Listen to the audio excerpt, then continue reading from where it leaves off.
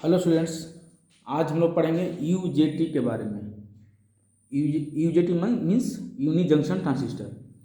तो ये क्या होता है? बेसिकली ये भी एक स्विचिंग ट्रांजिस्टर होता है।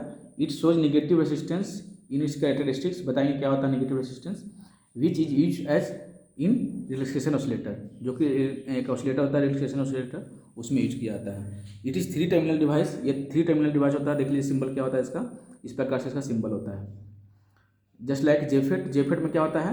जेफेट में ये लाइन जो है सीधा होता है, मेरे ऐसे सीधा हो जाता है, लेकिन इसमें थोड़ा इसको बेंड करते हैं। ठीक है। It is unijunction transistor. The PN junction is formed by lightly doped N type silicon bar with the heavily doped P type material on one side. देखिए अब यहाँ देखिए, यहाँ पे दो टर्मिनल बना है, बेस 2 है या बेस 1 ये है। यहाँ पर एन टाइप मटेरियल होता है, यहाँ पी होता है। तो जहाँ पर पी और एन आ गया तो क्या हो गया, वहाँ पर डायोड एक बनेगा। देखिए उसका अगर मान लें कि इक्विवेलेंट सिंबल बनाते हैं तो डायोड यहाँ बना है। तो ये जो एन जो होता है, ये जो होता है लाइटली डॉप होता है, और ये पी प्लस यहाँ पर लिखे हैं, नहीं दिख रहा होगा, ये पी प्लस है। तो पी प्लस करने का मतलब हो गया हैवली डॉप्ड। इसको हैवली डॉप्ड करते हैं, इसको लाइटली डॉप्ड करते हैं। तो यहाँ पर जो एक रीजन बनता है उसको बोलते हैं, ये रिवर्स मतलब एक डायोड बनता है, ये पीएन जंक्शन इसको बोल सकते हैं। PN junction is nothing but diode. The ohmic contact on other side, इसको बोलते हैं ओमिक कॉन्टैक्ट, ये और ये ohmic contact on other side of the silicon bar is term at base 1 and base 2 and P type terminal is named as emitter. इसको emitter बोलते हैं base 1, इसको बेस 2 बोलते हैं। The emitter is placed such that it is more close to the terminal base 2। Base 2 के पास ज़्यादा होना चाहिए। इसको इस प्रकार से करना है कि बेस 2 के पास ज़्यादा होना चाहिए। व्हेन बीवी अप्लाइड, बीवी करने का मतलब क्या होगा? देखिए यहाँ से जो है यहाँ से हम लोग सप्लाई करते हैं, हाँ यहाँ पर एक पावर सप्लाई लगाते हैं। That voltage is called VBB। When BV applied across terminal B1 and B2, B1 and B2 के अक्रॉस अप्लाइड होता है, emitter E will act as input, emitter E will act as input, terminal B1 will be grounded। ये B1 मतलब यहाँ पे क्या है, grounded है, तो ये B1 क्या है, ग्राउंडेड हो गया। टर्मिनल B2 will पॉजिटिव बायस, देख रहे हैं ये पॉजिटिव बायस हो गया यहाँ से। व्हेन emitter इनपुट इज 0, जब यहाँ पे ये 0 है तब क्या हो रहा है? The voltage resistance RB1 of the voltage divider circuit is calculated by, तो हम लोग जानते हैं क्या है, यहाँ से वोल्टेज सप्लाई दे रहे हैं हम लोग, दो रेजिस्टेंस है, तो इसको वोल्टेज डिवीजन रूल लगाएंगे। तो वोल्टेज डिवीजन रूल, अगर वोल्टेज अक्रॉस इसको निकालना है तो this resistance multiply by this voltage divide by total resistance, कि है RB1 into VBB divide by RB1 plus RB2। अब इसको एक टर्म और लिख सकते हैं क्या, इसको जो है तो देखिए RB1 VBB, और ये दोनों को लिख सकते हैं, इसको हम लिख देते हैं RBB। RBB करने का मतलब हो गया RB1 प्लस RB2, इस प्रकार से इसको मैंने लिख दिया। अब इसी को, इस टर्म को, सिर्फ इस टर्म को क्या कर दिया मैंने, अलग लिख दिया। That is called eta. Eta is nothing but intrinsic extent of ratio. इसको क्या बोलते हैं, इंट्रिंसिक एक्सटेंट ऑफ रेशियो। अब देखिए यहाँ पे एक ग्राफ बना हुआ है, ग्राफ को ऊपर हम बताते हैं। The PN junction will be reverse biased. Reverse bias कब होगा? जब हमारा एक डायोड होता है, सपोज कीजिए, तो अगर इस ये ज़्यादा होता है, यहाँ का वोल्टेज ज़्यादा होगा, यहाँ का वोल्टेज ज़्यादा होगा, यहाँ का वोल्टेज कम होगा, तो इसको बोलते हैं फॉरवर्ड बायस। अब यहाँ का वोल्टेज ज़्यादा हो गया, यहाँ का वोल्टेज कम है, तो इसको बोलते हैं रिवर्स बायस। तो PN junction will be reverse bias VE less than NVB। देखिए फिगर से यहाँ देखिए, NVB कहने का मतलब हो गया ये दिस वोल्टेज, और VRB1 भी बोलेंगे। तो मतलब यहाँ का वोल्टेज, इसके अक्रॉस जो वोल्टेज है, अगर ये ज़्यादा होगा इससे VE से, तो इसको क्या बोलेंगे, रिवर्स बायस। अगर यहाँ का वोल्टेज ज़्यादा होगा, यहाँ का वोल्टेज कम होगा, मतलब यहाँ का जो वोल्टेज है इसके अक्रॉस जो वोल्टेज है कम होगा, यहाँ का वोल्टेज ज़्यादा होगा, इसको बोलेंगे फॉरवर्ड बायस। तो यहाँ पे लिखा हुआ है, देख लीजिए, अगर लेस देन है तो रिवर्स बायस है, UJT is switched off. PN junction will be forward bias if VE greater than VRB1।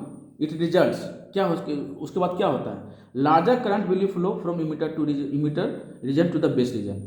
अभी सी बात है, जब जैसे फॉरवर्ड बायस ये होगा तो करंट फ्लो होना स्टार्ट हो जाएगा। हम जानते हैं डायोड का कैरेक्टरिस्टिक ये होता है। Increase in emitter current reduces the resistance between emitter and base. अब क्या हो गया, ये देखिए यहाँ पे जो वेरिएबल रेजिस्टर है, यहाँ पर देखें ये वेरिएबल रेजिस्टर है, ये फिक्स रेजिस्टर नहीं है। तो करंट का जैसी वैल्यू हम लोग बढ़ाएंगे तो क्या होगा कि रेजिस्टेंस का वैल्यू कमेगा। जब रेजिस्टेंस में अगर ऐसा लगाते हैं तो इसको बोलते हैं वेरिएबल रेजिस्टर। तो इसका होगा, जैसे करंट इसका बढ़ेगा तो क्या होगा, इसका रेजिस्टेंस का वैल्यू कमेगा।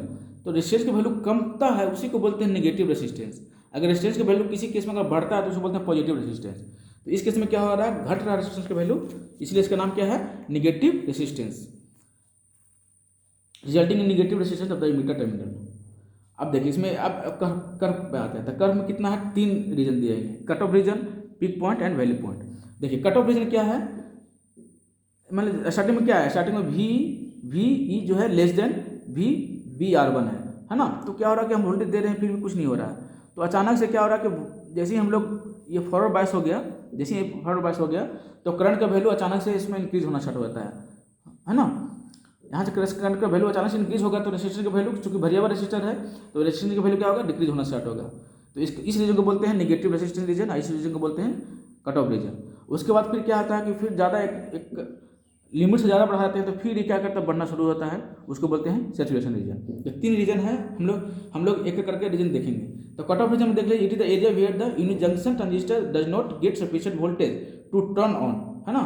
वोल्टेज उसको मिल नहीं रहा, हम लोग वोल्टेज दे रहे हैं लेकिन नहीं मिल रहा, क्यों, क्योंकि reverse by due to the presence of V R B one या eta V B B does not reach the triggering voltage thus making transistor to be in off state. Negative resistance region देखिए क्या है, when the transistor reaches triggering voltage V trig, UJT will turn on after a certain time if the applied voltage increases to the emitter lead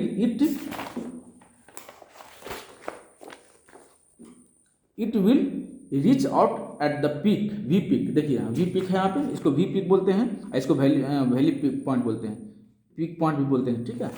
तो V peak the voltage drop from the V peak to value point even though current increases, ठीक है, current बढ़ रहा है फिर भी क्या होता है, वोल्टेज क्या हो रहा है, डिक्रीज हो रहा है, V directly proportional to R होता है। तो करंट अगर इंक्रीज कर रहा है तो क्या हो रहा है, वैसे I इक्वल टू क्या होता है, V बाई R। तो I से इसका रिलेशन क्या होता है, इनडायरेक्टली प्रोपोर्शनल। अगर करंट बढ़ रहा है तो क्या होगा, रेजिस्टेंस ऑटोमेटिकली डिक्रीज करेगा, तो रेजिस्टेंस क्या हो रहा है, डिक्रीज हो रहा है। तो डिक्रीज होता है तो उसी को बोलते हैं नेगेटिव रेजिस्टेंस, जैसे मैंने बताया। सैचुरेशन रीजन में क्या होता है, saturation region is the area where the current and voltage raises, यहाँ पर दोनों बढ़ रहा है, if applied voltage to emitter terminal increases, यहाँ पे दोनों बढ़ता है। इसको देखिए ग्राफ देख लीजिए, ऐसा हो जाता है। अब देखिए एप्लीकेशन में देख लीजिए, स्विचिंग डिवाइस कैसे काम करता है, ट्रिगरिंग डिवाइस ऐसे काम करता है फॉर डायोड एंड एसीआर्स के लिए, timing circuits for phase control, sawtooth generator, in simple relaxation oscillator. Relaxation oscillator में इसको काम आता है। देखिए तो रिलैक्सेशन ऑसिलेटर बनता कैसे वो देख लीजिए, मैं बनाया हूँ अच्छा फिगर, देख लीजिए यहाँ पे क्या लगा है, यूजेटी यूनि जंक्शन ट्रांजिस्टर लगा है, ठीक है। अब इसमें जो वोल्टेज डिवाइडर बीजेटी जो बनाते थे तो यहाँ पे क्या करते थे, R1 R2 कर देते थे, यहाँ पे RC यहाँ पे RE रहता था। तो रेजिस्टर तो 2 रहेगा ही, लेकिन जो यहाँ पे R2 था वहाँ पे हम लोग कैपेसिटर लगाते हैं C1, ये हमारा कैपेसिटर C1 है। तो देख लीजिए द रेजिस्टेंस R3, अब यहाँ पे VS हम लोग डाल रहे हैं सोर्स वोल्टेज। तो अब जो कैपेसिटर चार्ज होगा, कैपेसिटर चार्ज होने के लिए यहाँ पॉजिटिव वोल्टेज है ना, तो पॉजिटिव वोल्टेज ये R3 के थ्रू चार्ज हो रहा है।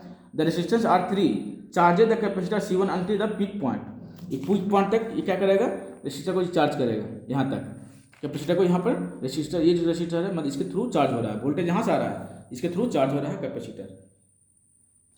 When the emitter voltage is the peak voltage point, the lowered emitter base 1 resistance rapidly discharges the capacitor।